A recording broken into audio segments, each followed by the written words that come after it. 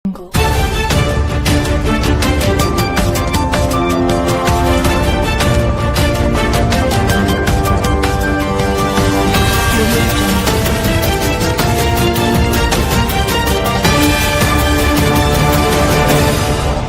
Ashok K ಬಸನ್ನವರ್, ಕ್ಷೇತ್ರ ಶಿಕ್ಷಣಾಧಿಕಾರಿ ಜಮಖಂಡಿ.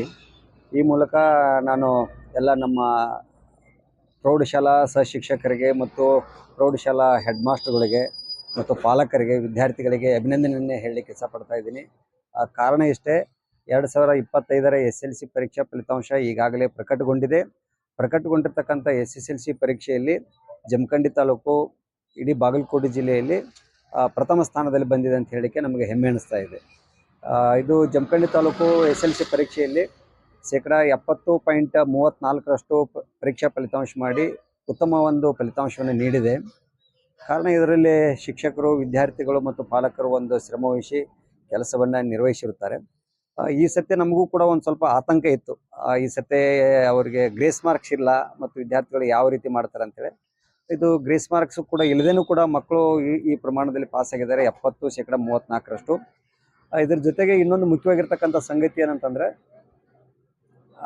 46 ವಿದ್ಯಾರ್ಥಿಗಳು ಇಡೀ ಕರ್ನಾಟಕ ರಾಜ್ಯದಲ್ಲಿ 10 ಟಾಪ್ ರ್ಯಾಂಕ್ನಲ್ಲಿ 46 ವಿದ್ಯಾರ್ಥಿಗಳಿದಾವೆ. ಉದಾಹರಣೆಗೆ ಒಂದು 200-300 ವಿದ್ಯಾರ್ಥಿಗಳು ಇಡೀ ಕರ್ನಾಟಕ ರಾಜ್ಯದಲ್ಲಿ 10 ರ್ಯಾಂಕ್ನಲ್ಲಿದ್ದರೆ ಅದರಲ್ಲಿ 46 ವಿದ್ಯಾರ್ಥಿಗಳು ನಮ್ಮ ಜಮಖಂಡಿಯವರು ಇದ್ದಾರೆ. 91 ವಿದ್ಯಾರ್ಥಿಗಳು ನಮ್ಮ ಬಾಗಲಕೋಟೆ ಜಿಲ್ಲೆಯಲ್ಲಿ ಈ ಟಾಪ್ ರ್ಯಾಂಕ್ನಲ್ಲಿರ್ತಕ್ಕಂಥ 91 ವಿದ್ಯಾರ್ಥಿಗಳು, ಅದರಲ್ಲಿ 46 ವಿದ್ಯಾರ್ಥಿಗಳು ನಮ್ಮ ಜಮಖಂಡಿ ತಾಲೂಕು ವಿದ್ಯಾರ್ಥಿಗಳಿದ್ದಾರೆ ಅಂತೇಳಿ ಹೆಮ್ಮೆಯಿಂದ ನಾವು ಹೇಳಲಿಕ್ಕೆ ಬರ್ತದೆ. ಜೊತೆಗೆ 623 ಅಂಕಗಳನ್ನು ಪಡೆದಿರ್ತಕ್ಕಂಥ ವಿದ್ಯಾರ್ಥಿನಿಯರು ಇಬ್ಬರಿದ್ದಾರೆ, 622 ಪಡೆದಿರ್ತಕ್ಕಂಥ ವಿದ್ಯಾರ್ಥಿಗಳು ಸುಮಾರಿದ್ದಾರೆ. ಒಟ್ಟು ಈ ರೀತಿಯಾಗಿರ್ತಕ್ಕಂಥ ಉತ್ತಮ ಫಲಿತಾಂಶ ಬಂದಿದೆ. ಇದ್ರೂ ಕೂಡ ಇನ್ನೂ ನಮ್ಮದು ನಿರೀಕ್ಷೆ ಇತ್ತು. ಆ ನಿರೀಕ್ಷೆಗೆ ಅನುಗುಣವಾಗಿ ಇನ್ನೊಂದು ಸ್ವಲ್ಪ ನಾವು ಮುಂದಿನ ಸತ್ಯ ಪ್ರಯತ್ನ ಮಾಡ್ತೀವಿ. ಕಳೆದ ವರ್ಷವೂ ಕೂಡ ನಾವು SSLC ಪರೀಕ್ಷೆಯಲ್ಲಿ ಜಿಲ್ಲೆಗೆ ಪ್ರಥಮ ಆಗಿದ್ದು, ಈ ವರ್ಷವೂ ಅದನ್ನು ಉಳಿಸ್ಕೊಳ್ಳಿಕ್ಕೆ ಪ್ರಯತ್ನ ಮಾಡಿದ್ವಿ. ಅದು ಉಳ್ಕೊಂಡಿದೆ ಅಂತ ನಾನು ಹೆಮ್ಮೆಯಿಂದ ಹೇಳ್ತಾ ಇದ್ದೀನಿ ಎಲ್ಲರಿಗೆ. ಇವರ ಪೈಕಿ ಗಂಡು 2250 ವಿದ್ಯಾರ್ಥಿಗಳು ಉತ್ತೀರ್ಣರಾಗಿದ್ದರೆ, ವಿದ್ಯಾರ್ಥಿನಿಯರು 3760 ವಿದ್ಯಾರ್ಥಿನಿಯರು ಉತ್ತೀರ್ಣರಾಗಿ ಗಂಡು ಹುಡುಗರಿಗಿಂತ ಹೆಚ್ಚಿನ ಮೇಗೆಯನ್ನು ವಿದ್ಯಾರ್ಥಿನಿಯರು ಸಾಧಿಸಿದ್ದಾರೆ ಅಂತೇಳಿ ನಾವು ಈ ಸಂದರ್ಭದಲ್ಲಿ ಹೇಳಬೇಕಾಗ್ತದೆ. ಅದೇ ರೀತಿಯಾಗಿ 100ಕ್ಕೆ 100 ಫಲಿತಾಂಶ ಮಾಡಿರ್ತಕ್ಕಂಥ ಶಾಲೆಗಳು ಇಡೀ ತಾಲೂಕಿನಲ್ಲಿ 6 ಇದ್ದಾವೆ. ಮತ್ತು ನಮ್ಮ ಒಟ್ಟು ಪರೀಕ್ಷಾ ಅಂಕಗಳು 625ಕ್ಕೆ 600ಕ್ಕಿಂತಲೂ ಹೆಚ್ಚಿನ ಅಂಕಗಳನ್ನ ಪಡೆದುಕೊಂಡಿರ್ತಕ್ಕಂಥ ವಿದ್ಯಾರ್ಥಿಗಳು ಇಡೀ ತಾಲೂಕಿನಲ್ಲಿ 202 ವಿದ್ಯಾರ್ಥಿಗಳಿದ್ದಾರೆ.